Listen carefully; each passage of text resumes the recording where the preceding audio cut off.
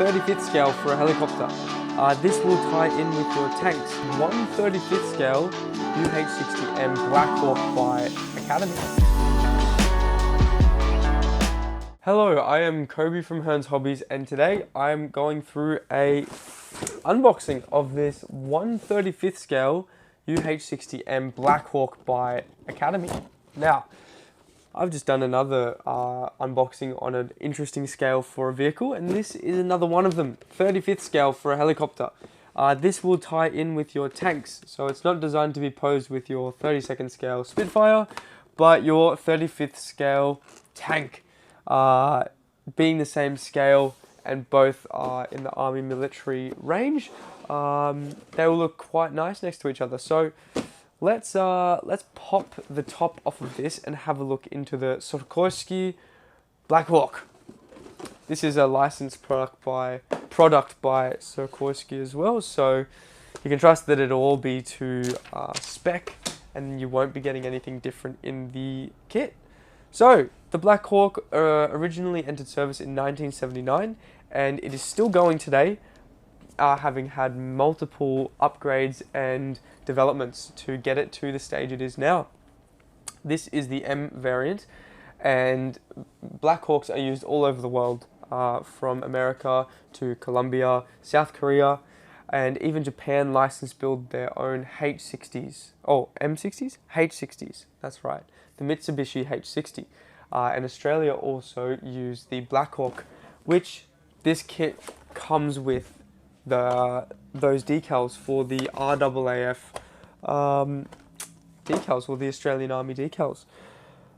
What else have we got to talk about this? It is a dual engine design, which we'll have a look on the sprues, and it has the capability to carry 4,100 kilograms worth of weight, and it can also carry external drop tanks for longer range deployments and operations.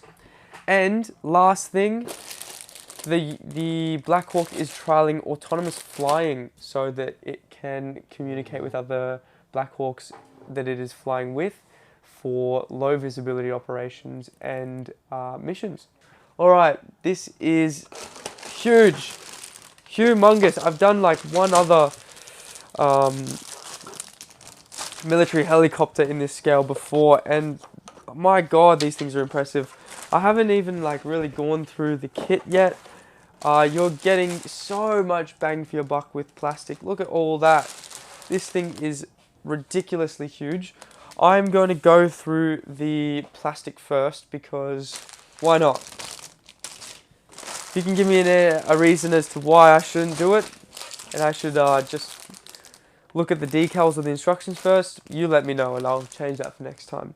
But here we have, I'm not a helicopter person either. I'm not even doing much of what I usually do today. We have the tail rotor, and we have the hood for the top of the fuselage of the helicopter. Have the rotor housings here.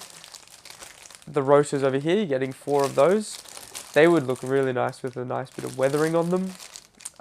We have some panels of the side of the fuselage, some cowlings for the engine parts, looks like the back of the seats, some interior parts here of the cabin, and yeah, maybe some motor parts there.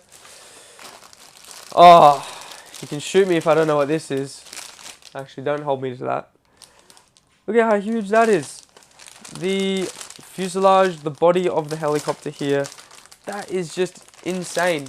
Look how large that is. Massive. And then once you put the rotors on, it's going to be absolutely tanked out. So we have the floor here. We have the tail over here, which is a nice looking tail by the looks of it, with all the riveting and the raised detail like the actual one has. We have clear parts in the same bag over here, looking in a nice, very, very nice register. Has engraved detail and recessed rivets. We have more floor pan over here by the looks of it as well, behind here. And you have your wheels coming in this sprue as well. Okay, We have another tail, I think. There must be 2 different versions of this vehicle. So when we get to the instructions, we'll have a look at which one you should be using for yours. Instrument panel. Let's zoom in here. Lovely detail in there. That will come up with some of the nice head-up display colors. We have center console pieces. Where's my thumb? There we go. Center console pieces here, I believe. If not, they'd be rear bulkhead. Lots of little parts. I believe this is a tail wheel down here. I'm severely wrong. That cannot be the tail wheel. This is just... Oh, you got your seats there for the pilot and the co-pilot behind that. There we go there. And that looks like the center console there. Or maybe it's the console above your head. There are so many parts that go into these helicopters. And in 35th scale, it's a huge scale for this type of thing. Oh, look, here we go. Here we have some of these drop tanks that I was talking about. If I can zoom out. Here we have the drop tanks. Is this a duplicate sprue? This one could be a duplicate sprue. Or potentially not. We've got some different doors here. More rotors. So you're going to have to make sure you put the right rotors on for your version. The M version or whichever one you're building. Another thing about the UH-60 is it has a collapsible interior and it can be shifted around for depending what purpose it needs. So they can do water bombing missions as well. So they need to take a lot of stuff out to reduce weight. Or they can do carrying soldiers. So they can do carrying soldiers. They can carry soldiers. So they chuck all these seats in. Or if they need to carry equipment or if they need to put a gun on the side, they can alter the interior and the shape of the interior to best accommodate those. Here we have those drop tanks that I was talking about before. You are going to be getting 2. This makes up 2 with the 4 halves. And yeah, alright, I'm done with the plastic. On to the fun bit, decals. These are printed by Cross Delta. They look like they have beautiful colors, especially the black. You'll be using a lot of black in this kit with a green aircraft. So the black is looking like a nice register. You've got no step, you're able to read. All these stencils, if you zoomed in hard enough, you would be able to probably read them. And I'm going to make my way all the way up to the corner. Here's some divisions, some different emblems. Whoa! It comes with kangaroos. There you go. We have got the Australian versions here, as you can see by A60001, symbolizing our 60th craft, number 1. 1 is the best. Or if not, you can pretty much do any other number. After that, you can make whatever one you like. And this is cool. I want to go look at this scheme. 007 with the pistol. Like literally 007. So they were a bit cheeky on their helicopter. The crew of that one. Right, let's have a quick peek through the instructions. You get this. Everyone gets that. Everyone knows what that is. Alright. Let's see if I can follow these instructions. Or if I'm going to be crazy again and just not understand anything. Alright. Let's speed run it. So, I've already forgotten where I'm at. Here we go. We're making the rotors. So, do we have the part breakdown? No, not on this page. Part breakdown is on another one. But it doesn't tell you which ones not to use. So you're going to have to be careful building this model. It tells you the direction of the blades to be positioned in. It gives you a guide down here. And then you can put it all together. It's telling you to cement everything together. This is for reference. I believe for the console, you'll be gluing the seats to the top portion. Anyway, we will be building this up, as you can see here. Building up all of these seats. Have fun, have fun, have fun. You'll be doing lots of them. They look like they have been glued in the top. There we go. There's a lot of like aligning you're going to have to do with this. And then gluing them to the bottom and you're going to have a bit of a sandwich piece. This looks like it's going to be the pilot and the co-pilot. Instrument panel, center console. Finally found it. We were struggling a bit before. Have I gone through all that? Yep. Adding the center console seats, the yoke, and this, I believe, controls the descent, the rate of descent and ascent the vehicle has. Master control, I'm not sure. Alright, and then we're putting the sidewalls on over here. Oh my god, I'm so zoomed in. Alright, building up these engines, we have, it's a dual powered aircraft, so you're going to be building 2 of these, I believe, or just one that you can have positioned opened. I was so wrong. Here you go, here's your tail wheel being built up, and you are closing the 2 parts of the fuselage together.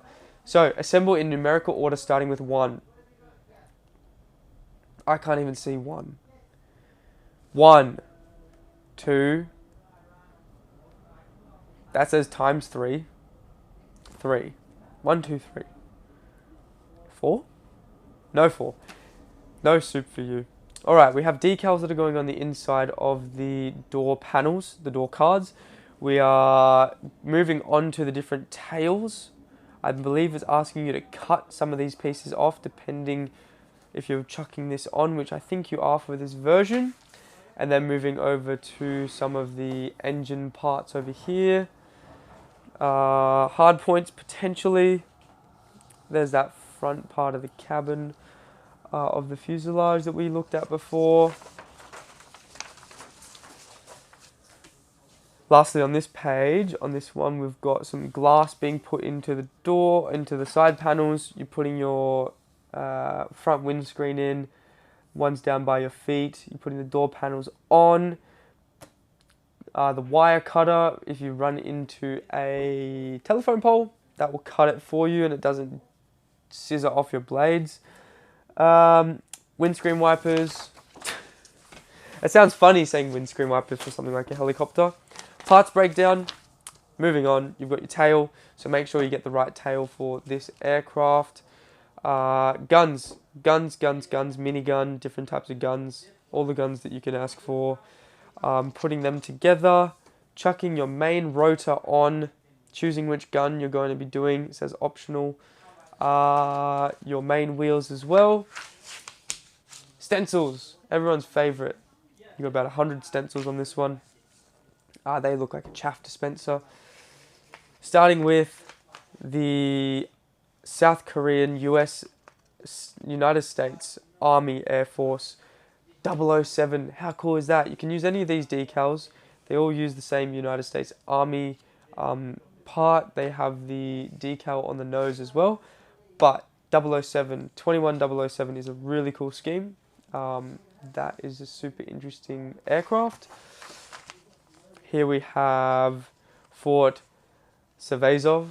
Oh, I don't even know how to say it. I'm not even going to try again because I will butcher it. This one has the front emblem of the Rangers here, or the 1st Cavalry Division, and the Joker emblem. 1st ID US Army here. No nose decal, but you have all these stencils you can do. And here you have the Lonely Australian Army 40 aircraft. So you can go through from 001 to 040 are arriving since 2023. So we have got some of these now. And you can do any number from A60 001 to A60 040. That's it. I think that's it. Did I miss any of these? Oh my god, that's not it. I love lying to you guys. Alright, so we've got some more of these stencils here, like the walkway patterns. This is the top portion of the helicopter, the bottom portion. How did I miss this? Armaments have been removed. It's for the demilitarized zone in South Korea. There you go. You can find these Blackhawks patrolling the South Korean, North Korean demilitarized zone from the South Korean side by the United States Army. They have the yellow bands on them, so they are specifically for that area. Armaments removed, obviously, to not pose any tension. And here we have the last one. I think we already went through this. 007 we did. We just didn't fold out for the first scheme. The yellow demilitarized zone one in South Korea. Alright. I'm actually going to sign off on this one now. I believe we have gone through the whole box of the UH-60M Blackhawk, coming in with schemes from both Australia, America, and US in South Korea in the demilitarized zone, which is proudly brought to you by this box art, as you can see, flying over that area in 1/35th scale. So you can pose it with a, what's a South Korean tank? Type 70. Do they use Japanese stuff over there? You can pose it with some 35th scale soldiers of the South Korean army by mini art or by Tamiya. So there you have it. This is a skill level 4 1/35th scale Academy helicopter, and I hope you have enjoyed looking through the box with me with this impressively sized kit, and we look forward to seeing you in the next video. I am Kobey from Hearns Hobbies, and we will see you then. Have a great day, guys. Bye bye.